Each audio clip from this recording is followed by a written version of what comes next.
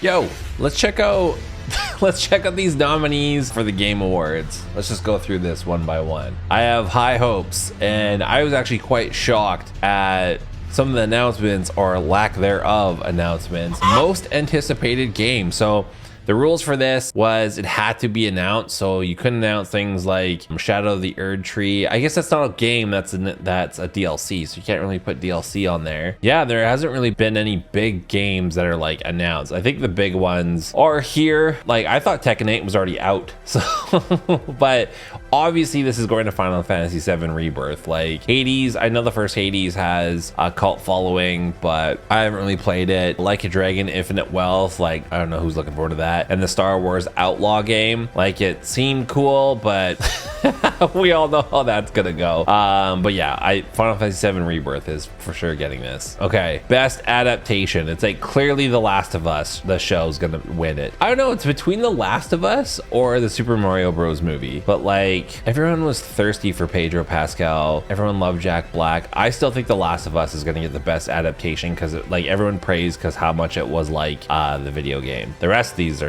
not even gonna be mentioned. All right, best multiplayer. Definitely Baldur's Gate 3 should win it. I don't know. Diablo 4. Yeah, Super Mario Bros. Wonder. I didn't even use the multiplayer in that. I haven't played Party Animals or I haven't played any of these, but I feel like Baldur's Gate 3 is gonna be like a sweep. Like it's gonna win like almost every category that it's in. So I think it's gonna be Baldur's Gate 3 for best multiplayer. Best sports racing. I don't know. I haven't played any of these. Forza Motorsport. Why not? Best sim strategy. Again, haven't played any of these. I think Pikmin 4 is gonna win though. Best family game. Super Mario Bros. Wonder. Best fighting game. I think Street Fighter 6 should win. When I look at Street Fighter 6 on Twitch, like it's always being streamed more than Mortal Kombat 1. I feel like Street Fighter 6 was like the big branch out fighting game of the year, more so than Mortal Kombat 1. I think that's fucking egregious that now in Mortal Kombat, like you have to, like fatalities are paid DLC. Like I think that's disgusting. Like I don't know, like that's garbage. I'd be pissed. Best RPG. I think this one, just because I think Final Fantasy 16 is gonna win, because Baldur's Gate is gonna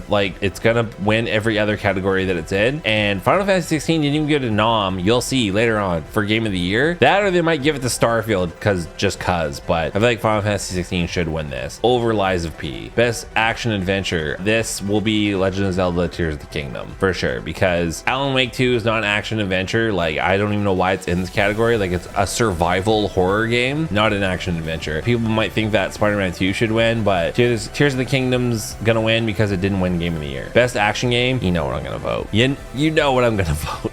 Clearly, I'm voting for Armored Core 6 Fires Rubicon. Like, game was fucking legit. Easily my favorite game of the year. Like, it's just, From Software just knows how to make an actual game that has like engaging gameplay that you want to play. The story's great. It's like people who are used to games that just like play a movie for them. Yeah, it's gonna be tough because a lot of the game is delivered via audio dialogue and stuff. But I feel like there's enough of a story there. Like if you play through it and then you do the alternate endings, like I don't know, it's a rad story. Like I was definitely surprised. I thought it'd be more bare bones, but Hi-Fi Rush, no.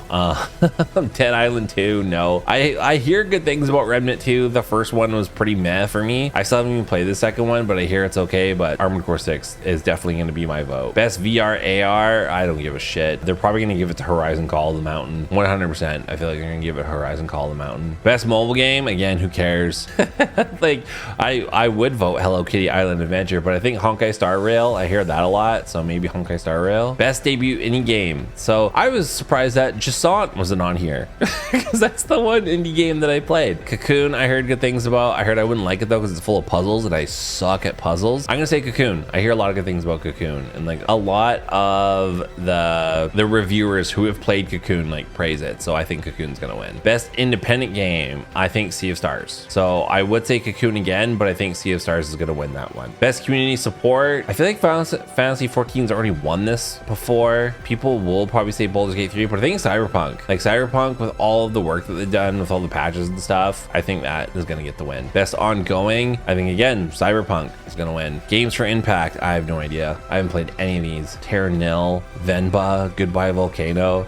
let's say tear nil. Why not? Innovation and accessibility. I think it's gonna be either Spider-Man 2 because Sony's really into accessibility. Maybe Hi-Fi Rush. I don't know. I can say Spider-Man 2. Best performance, Ben Starr. Dude, Ben Starr, like, he's funny too. Like, I started following him on Twitter, and like, I don't know, like, even like the jokes that he made about Spider-Man 2, like, he's like, I want to be the cube. I want a cube dick. Like, I don't know. I think it was awesome. Like Cameron Monaghan, like, he just fucking played himself, dude. Like, same with Idris Elba. Yeah, Saga is just like, I don't know. I really think Ben Starr deserves to get this. Hopefully he does a 10-minute speech like what fucking Kratos did last year. Best audio design. I don't know, like Alan Wake 2, yeah, like playing with headphones is like pretty intense. Dead Space, yeah, it was creepy, but like that's a remake. I don't know how I feel about these remakes, dude. I don't know, like I feel like this is between Alan Wake 2 and Spider-Man 2, but I'm gonna give the edge to Alan Wake 2. Best score and music, dude. Final Fantasy 16 should fucking win this. There's no way. Like, this doesn't even, like, yeah,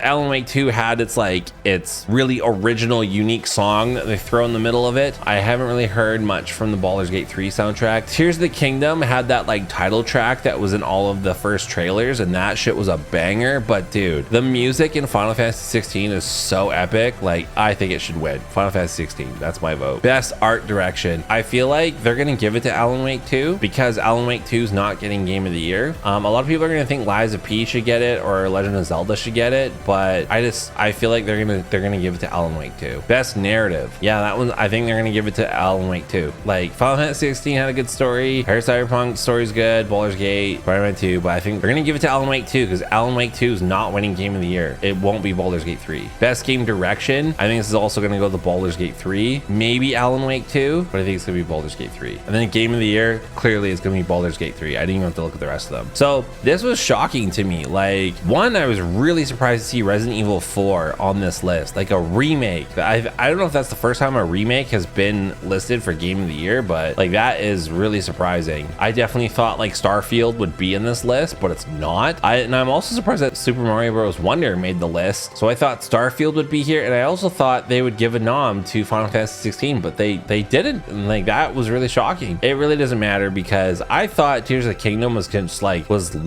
ready to win Game of the Year this year, and then Baldur's Gate 3. This is how you could tell if a game is like making a huge impact and a lot of people are talking about it. If you go on TikTok, and there's tons of those fucking TikToks where it's just like, this is how you do this in this game, and this is how you get the best armor set, this is how you do this. After Tears of the Kingdom came out, there was videos like that for months, and same with Baldur's Gate 3. Spider-Man 2, like I saw like a few videos, I didn't see that many. Alan Wake 2, I didn't really see that much about it, but I hear a lot of people talking about it. Resident Evil 4, like I did see some people talking about it, and I saw no one talking about Super Mario Bros. Wonder. I saw people talking about Starfield, like a lot of people hyped up Starfield, but there was a recent report where Starfield like already has less players than fucking Skyrim does already, and it's like, that game wasn't good. People have such mad copium about bad games, and it's like they're doing it to either defend the platform that they play on, so Xbox or PlayStation, or they do it to defend a bad purchase that they make because they don't want to feel stupid. And it's just like Starfield was just not that great. Like, you play Starfield and you're like, wow, this is like really lackluster, and then you go play Cyberpunk and then you're just like, wow, this game is 3 years older and it's way better in like every single way. So it was a game that was made for last gen, and then the DLC Phantom Liberty was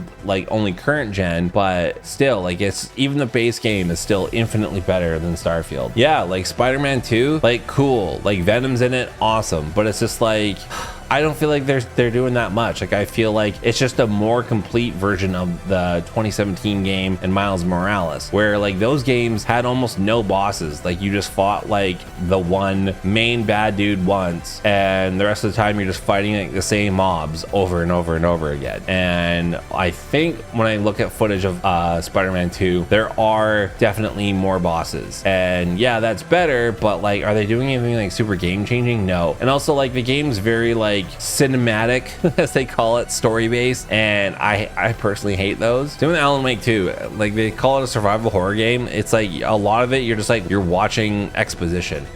like you pick up a bunch of shit and you solve a bunch of dumb puzzles, like you fight the same mobs over and over again. I haven't completed it yet, so full review coming soon. I'm really surprised to see like how hard people are just eating up Alan Wake 2, but for sure, Game of the Year, Baldur's Gate 3, final answer, Bob.